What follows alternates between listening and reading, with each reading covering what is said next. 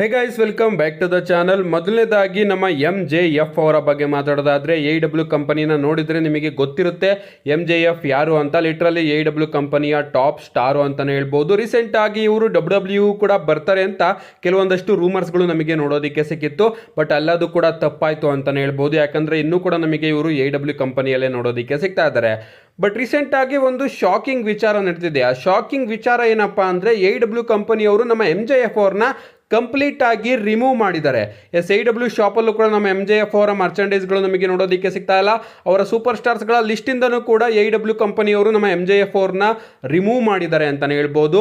I think ಇದು ಒಂದು story line ಅಂತ ಅನ್ಕೋತೀನಿ. ಯಾಕಂದರೆ ಹಿಂದೆ ಕೂಡ ನಮಗೆ ಇದೇ ರೀತಿಯ ಒಂದು ಸ್ಟೋರಿ ಲೈನ್ನ AEW ಕಂಪನಿಯವರು ಮಾಡಿದ್ರು. ಸೊ ಮತ್ತೊಮ್ಮೆ ಅದೇ ರೀತಿಯ ಸ್ಟೋರಿ ಲೈನ್ನ ಮಾಡ್ತಾ ಇದ್ದಾರೆ ಅಂತ ಅನ್ಕೋತೀನಿ. ಫೈರ್ ಏನಾದ್ರು ಮಾಡಿದ್ದಿದ್ರೆ ನಮಗೆ ಈಗಾಗಲೇ ಅಪ್ಡೇಟ್ಗಳು ಬಂದು ತಲುಪಿರೋದು. ಬಟ್ ಆ ರೀತಿ ಏನು ಅಪ್ಡೇಟ್ಗಳು ಬಂದಿಲ್ಲ. ಬಟ್ ಸದ್ಯಕ್ಕೆ AEW ಕಂಪನಿಯವರು MJF ಅವ್ರನ್ನ ರಿಮೂವ್ ಮಾಡಿದಾರಂತೆ. ಯಾವುದಾದ್ರೂ ಒಂದು ಸ್ಟೋರಿ ಲೈನ್ನ AEW ಕಂಪನಿಯವರು ಇಲ್ಲಿ ಅಳವಡಿಸಿರ್ಬೋದು ನಮ್ಮ MJF ಅವ್ರಿಗೋಸ್ಕರ. ನೋಡೋಣ ಅವರ ರಿಟರ್ನು AEW ಕಂಪನಿಯಲ್ಲಿ ಮತ್ತೆ ಯಾವಾಗ ನೋಡೋದಕ್ಕೆ ಸಿಗುತ್ತೆ ಅಂತ.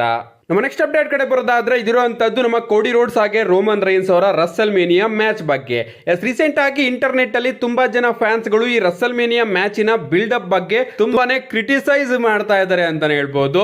ಯಾವ ವಿಚಾರಕ್ಕೆ ಈ ರೀತಿ ಕ್ರಿಟಿಸೈಸ್ ಮಾಡ್ತಾ ಇದ್ದಾರೆ ಅಂದ್ರೆ ಸ್ಮ್ಯಾಕ್ ಡೌನ್ ನಲ್ಲಿ ಆದಂತಹ ಫೇಸ್ ಆಫ್ ವಿಚಾರಕ್ಕೆ.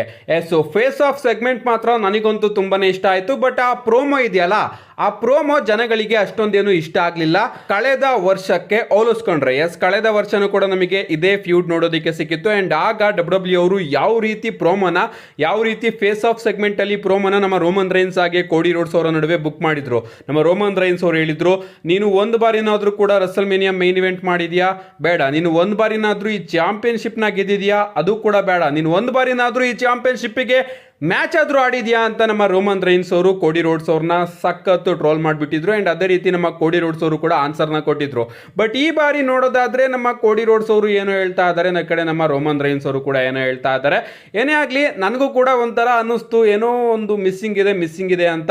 ಸೊ ಕಳೆದ ಬಾರಿ ಇವರ ಫ್ಯೂಡ್ ಇತ್ತಲ್ಲ, ಅದು ಮಾತ್ರ ಸಖತ್ತಾಗಿತ್ತು. ಬಟ್ ಈ ಬಾರಿ ಎಲ್ಲ ಫ್ಯೂಡ್ನ ಕಾನ್ಸಂಟ್ರೇಷನ್ನು ನಮ್ಮ ಟ್ಯಾಗ್ ಟೀಮ್ ಮ್ಯಾಚ್ಗೆ ಇರೋದ್ರಿಂದ ಇದರ ಫ್ಯೂಡ್ನ ಸ್ವಲ್ಪ ಬಿಲ್ಡಪ್ ಕಮ್ಮಿ ಆಗಿದೆ ಅಂತಾನೆ ಹೇಳ್ಬೋದು. ಅದಕ್ಕೆ ಫ್ಯಾನ್ಸ್ ತುಂಬಾನೇ ಕ್ರಿಟಿಸೈಸ್ ಮಾಡ್ತಾ ಇದ್ದಾರೆ. ಏನೇ ಆಗಲಿ ಗೈಸ್, ಈ ಬಾರಿಯ ರಸಲ್ ಮೇನಿಯಾಗೂ ಕೂಡ ಹೈಪ್ ಏನು ಕಮ್ಮಿ ಆಗಿಲ್ಲ. Tag team match, main event match, ಅದರಲ್ಲೂ ಕೂಡ unpredictable Russell mania, biggest Russell mania ever ನಮಗೆ ನೋಡೋದಕ್ಕೆ ಸಿಗ್ತಾ ಇದೆ. ನಾನಂತೂ ಕಾಯ್ತಾ ಇದ್ದೀನಿ ಈ ಒಂದು ಮೈನ್ ಇವೆಂಟ್ ಮ್ಯಾಚ್ ನ ನೋಡೋದಕ್ಕೆ. ನಮ್ಮ ನೆಕ್ಸ್ಟ್ ಅಪ್ಡೇಟ್ ಕಡೆ ಬರೋದಾದ್ರೆ ಇದಿರುವಂತದ್ದು ನಮ್ಮ LA Knight ಅವರ ಬಗ್ಗೆ. ರೀಸೆಂಟ್ ಆಗಿ ನಮ್ಮ LA Knight ಅವರು ಬಸ್ಟೆಡ್ ಓಪನ್ ರೇಡಿಯೋದಲ್ಲಿ ತುಂಬಾ ದೊಡ್ಡ ಸ್ಟೇಟ್ಮೆಂಟ್ ನ ಕೊಟ್ಟಿದ್ದಾರೆ ಅಂತಾನೆ ಹೇಳ್ಬೋದು. ಆ ಸ್ಟೇಟ್ಮೆಂಟ್ ಏನಪ್ಪಾ ಅಂದ್ರೆ, ರಾಕ್ ಬರೋದಕ್ಕಿಂತ ಮುಂಚೆ ಈ ರೆಸ್ಲಿಂಗ್ ಇಂಡಸ್ಟ್ರಿ ತುಂಬಾನೇ ಸಖತ್ತಾಗಿತ್ತು ಅಂತ ನಮ್ಮ LA Knight ಅವರು ಒಂದು ಸ್ಟೇಟ್ಮೆಂಟ್ ನ ಕೊಟ್ಟಿದ್ದಾರೆ. ಸೊ ನಮ್ಮ LA Knight ಅವರ ಪ್ರಕಾರ ರಾಕ್ ಬಂದಾದ್ಮೇಲೆ WWE ತುಂಬಾನೇ ಬೋರಿಂಗ್ ಆಗಿದೆ ಅಂತೆ. ಗೊತ್ತಿಲ್ಲ ಯಾಕೆ ಅವರು ಈ ರೀತಿ ಹೇಳ್ತಾ ಇದ್ದಾರೆ ಅಂತ. ಐ ಥಿಂಕ್ ರೀಸೆಂಟ್ ಆಗಿ ನಾನು ಕೂಡ ಹೇಳಿದ್ದೆ, ನಮ್ಮ ಡೇವ್ ಮೆಲ್ಸನ್ ಅವರು ಹೇಳ್ತಾ ಇದ್ದಾರೆ ರಾಕ್ ಅವರು ಬಂದಾದ್ಮೇಲೆ ನಮ್ಮ LA Knight ಅವರ ಸ್ಟಾಕ್ಸ್ ಕಮ್ಮಿ ಆಗಿದೆ. ಯಾಕಂದ್ರೆ WWE ಅವರು ಮುಂಚೆ LA Knight ಅವರಲ್ಲಿ ರಾಕ್ ಅವ್ರನ್ನ ಕಾಣ್ತಾ ಇದ್ರು. ಬಟ್ ಈಗ ರಾಕ್ ಅವರೇ ಬಂದಿರೋದ್ರಿಂದ LA Knight ಅವರ ಹೈಪ್ ಕಮ್ಮಿ ಆಗ್ತಾ ಇದೆ ಅಂತ.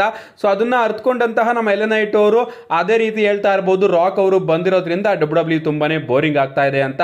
ರಾಕ್ ಅವರು ಬಂದಿರೋದ್ರಿಂದ ಈ ಬಾರಿಯ ರಸಲ್ ಮೇನಿಯಾ ಹೈಪ್ ಇದೆ ಹೊರತು WWE ಅಂತೂ ಬೋರಿಂಗ್ ಆಗ್ತಾ ಇಲ್ಲ. ನಮ್ಮ ನೆಕ್ಸ್ಟ್ ಅಪ್ಡೇಟ್ ಕಡೆ ಬರೋದಾದ್ರೆ ಇದಿರುವಂತದ್ದು ನಮ್ಮ ರಾಕ್ ಅವರ ಬಗ್ಗೆ. ನಮ್ಮ ರಾಕ್ ಅವರು ಸೋಷಿಯಲ್ ಮೀಡಿಯಾದಲ್ಲಿ ಕೋಡಿ ರೋಡ್ಸ್ ಅವರಿಗೆ ಎಷ್ಟು ಟಾರ್ಚರ್ ನ ಮಾಡ್ತಾ ಇದ್ದಾರೆ ಅಂತ ನಿಮ್ಮೆಲ್ಲರಿಗೂ ಕೂಡ ಗೊತ್ತೇ ಇರಬಹುದು. ಸೊ ಈಗ ಕೋಡಿ ರೋಡ್ಸ್ ಅವರ ನಾಯಿನ ಬಿಟ್ಟು ಕೋಡಿ ರೋಡ್ಸ್ ಅವರ ತಾಯಿನ ಇಟ್ಕೊಂಡಿದ್ದಾರೆ. ಯಾಕಂದ್ರೆ ರೀಸೆಂಟ್ ಆಗಿ ನಮ್ಮ ರಾಕ್ ಅವರು ಕೋಡಿ ರೋಡ್ಸ್ ಅವರ ತಾಯಿ ಮಾಮಾ ರೋಡ್ಸ್ ಅವರ ಬಗ್ಗೆ ತಮ್ಮ ಇನ್ಸ್ಟಾಗ್ರಾಮ್ ಅಲ್ಲಿ ಒಂದು ಲೈನ್ ನ ಬರೆದು ಹಾಕಿದ್ದಾರೆ ಅಂತಾನೆ ಹೇಳ್ಬೋದು. ಅವರು ತಮ್ಮ ರಾ ಅಪಿರಿಯನ್ಸ್ ನ ಅಡ್ವರ್ಟೈಸ್ ಮಾಡ್ತಾ ಒಂದು ಲೈನ್ ನ ಬರೀತಾರೆ, The Rock has made pro wrestling cool and exciting again. The Rock has made pro wrestling unpredictable and he's changed the game and raised the bar again. The Rock is the most electrified, destructive, words ಬರ್ತಾಯಿತ್ತು, and hottest heel professional wrestling has seen in the last 20 years. You are welcome. Fuck off, Cody crybabies. Mama Rhodes, The Rock has a very special belt being made just for you. Your tears, Cody bloods my hands. I will see you soon, Mama Rhodes. Final boss. Is coming to ರಾ ಅಂತ ನಮ್ಮ rock ಅವರು ಒಂದು ದೊಡ್ಡ ಲೈನ್ನ ಬರೆದಿದ್ದಾರೆ. So ಇವ್ರು ಹೇಳ್ತಾ ಇದ್ದಾರೆ ರಾಕು ಮತ್ತೆ ಪ್ರೋ ರೆಸ್ಲಿಂಗಿಗೆ ಬಂದ್ಬಿಟ್ಟು ಇದನ್ನ ಅನ್ಪ್ರೆಡಿಕ್ಟಬಲ್ ಆಗಿ ಮಾಡಿದ್ದಾನೆ, ಈ ಬಿಸ್ನೆಸ್ನ ಚೇಂಜ್ ಮಾಡಿದ್ದಾನೆ, ಬಾರ್ಸ್ಗಳನ್ನ ಮತ್ತೊಮ್ಮೆ ರೈಸ್ ಮಾಡಿದ್ದಾನೆ. ಮಾಮಾ ರೋಡ್ಸ್, ನನ್ನ ಹತ್ರ ನಿನಗೋಸ್ಕರ ಒಂದು ಸ್ಪೆಷಲ್ ಬೆಲ್ಟ್ ಇದೆ. ಆ ಬೆಲ್ಟ್ ಮೇಲ್ಗಡೆ ನಾನು ನಿನ್ನ ಮಗನ ರಕ್ತ, ನಿನ್ನ ಕಣ್ಣೀರು ಎಲ್ಲದನ್ನು ಕೂಡ ಹಾಕಿ ನಿನಗೆ ಕೊಡ್ತೀನಿ. ಸೊ ನಾನು ಆದಷ್ಟು ಬೇಗ ನಿನ್ನನ್ನು ನೋಡ್ತೀನಿ ಮಾಮಾ ರೋಡ್ಸ್ ಅಂತ ನಮ್ಮ ರಾಕ್ ಅವರು ಒಂದು ದೊಡ್ಡ ಸ್ಟೇಟ್ಮೆಂಟ್ನ ಕೊಟ್ಟಿದ್ದಾರೆ. ನೋಡೋಣ ಗಾಯ್ಸ್, ಮಂಡೇ ನೈಟ್ ರಾಗೆ ಬರ್ತಾ ಇದ್ದಾರೆ, ಕೋಡಿ ರೋಡ್ಸ್ ಅವರು ಕೂಡ ಇರ್ತಾರೆ. ನಾನಂತೂ ಸಖತ್ ಕಾಯ್ತಾ ಇದ್ದೀನಿ ಆ ಒಂದು ಸೆಗ್ಮೆಂಟ್ಗೆ ಆ್ಯಂಡ್ ಮೈನ್ ಇವೆಂಟ್ನ ರಸ್ಸಲ್ ಮೇನಿಯಾ ಮ್ಯಾಚಿಗೆ. ನಮ್ಮ ನೆಕ್ಸ್ಟ್ ಅಂಡ್ ಫೈನಲ್ ಅಪ್ಡೇಟ್ ಕಡೆ ಬರೋದಾದ್ರೆ ಇದಿರುವಂಥದ್ದು ರಸ್ಸಲ್ ಮೇನಿಯಾ 40ಯ ಸ್ಟೇಜ್ ಬಗ್ಗೆ. ಇದೇನು ಗುರು ರಸ್ಸಲ್ ಮೇನಿಯಾ 40 ಇನ್ನೇನು ಹತ್ರ ಬರ್ತಾ ಇದೆ, ಸ್ಟೇಜ್ ಬಗ್ಗೆ ಯಾವುದೇ ರೀತಿಯ ಅಪ್ಡೇಟ್ ಇಲ್ವಾ ಅಂತ ನೀವೇನಾದರೂ ಕೇಳ್ತಾ ಇದ್ರೆ, WWE ಅವರು ಸ್ಟೇಜ್ನ ಕಟ್ಟೋದಕ್ಕೆ ಅಂದರೆ ಸ್ಟೇಜ್ನ ಬಿಲ್ಡ್ ಮಾಡೋದಕ್ಕೆ, ಸ್ಟೇಜ್ನ ಕನ್ಸ್ಟ್ರಕ್ಟ್ ಮಾಡೋದಕ್ಕೆ ಪ್ರಾರಂಭ ಮಾಡಿರೋದೇ ಇವತ್ತಿಂದ. ಇನ್ನೇನು 14 ದಿನಗಳು ಮಾತ್ರ ಬಾಕಿ ಇರೋದು ರಸ್ಸಲ್ ಮೇನಿಯಾ 40ಗೆ. ಸೊ ಫೈನಲಿ ಸ್ಟೇಜ್ನ ಡಿಸೈನ್ನ ಕೆಲಸಗಳು ಪ್ರಾರಂಭ ಆಗಿದೆ. ಆ್ಯಂಡ್ ರಸ್ಸಲ್ ಮೇನಿಯಾ 40 ನಡೀತಾ ಇದೆಯಲ್ಲ ಸ್ಟೇಡಿಯಮ್ಮು, ಅದರ ಹೊರಗಡೆ 8 ಟ್ರಕ್ಗಳನ್ನು ಕೂಡ WWE ಅವರು ನಿಲ್ಲಿಸಿದಾರಂತೆ. ಅಂಡ್ ಅವರು ಸಖತ್ತು ಗಮನ ಹರಿಸ್ತಾ ಇದ್ದಾರಂತೆ, ಯಾವುದೇ ರೀತಿಯ ಫೋಟೋಸ್ಗಳಾಗಿರ್ಬೋದು, ವಿಡಿಯೋಸ್ಗಳಾಗಿರ್ಬೋದು ಲೀಕ್ ಆಗಬಾರ್ದು ಇಲ್ಲಿಂದ ಅಂತ. ಸೊ ಫುಲ್ಲು ಕವರ್ ಮಾಡಿದಾರಂತೆ ಸ್ಟೇಡಿಯಂನ. ಏನೇ ಆಗಲಿ ಗಾಯ್ಸ್, ಇನ್ನೊಂದು ವಾರ ಆದಮೇಲೆ ಫೋಟೋಸ್ಗಳು ವಿಡಿಯೋಸ್ಗಳು 100% ಲೀಕ್ ಆಗೇ ಆಗುತ್ತೆ. ನಾನಂತೂ ನೋಡ್ತಾ ಇದ್ದೀನಿ ಈ ಬಾರಿಯ ರಸ್ಸಲ್ ಮೇನಿಯಾ 40ಯ ಸ್ಟೇಜ್ನ WWE ಅವರು ಯಾವ ರೀತಿ ಬಿಲ್ಡ್ ಮಾಡಿರ್ತಾರೆ ಅಂತ. ಯಾಕಂದ್ರೆ ರಸ್ಸಲ್ ಮೇನಿಯಾ ಅಂದ್ರೇನೆ ಒಂಥರ ಅದೇ ಸ್ಟೇಜ್ ನೋಡೋದಕ್ಕೇನೆ ನಾವೆಲ್ಲರೂ ಕೂಡ ಕಾಯ್ತಾ ಇರ್ತೀವಿ. ಅಂಡ್ ಈ ಬಾರಿ ರಸ್ಸಲ್ ಮೇನಿಯಾ 40ಯ ಲೋಗೋ ಮಾತ್ರ ಸಖತ್ತಾಗಿ ಕಾಣಿಸ್ತಾ ಇದ್ದಾರೆ.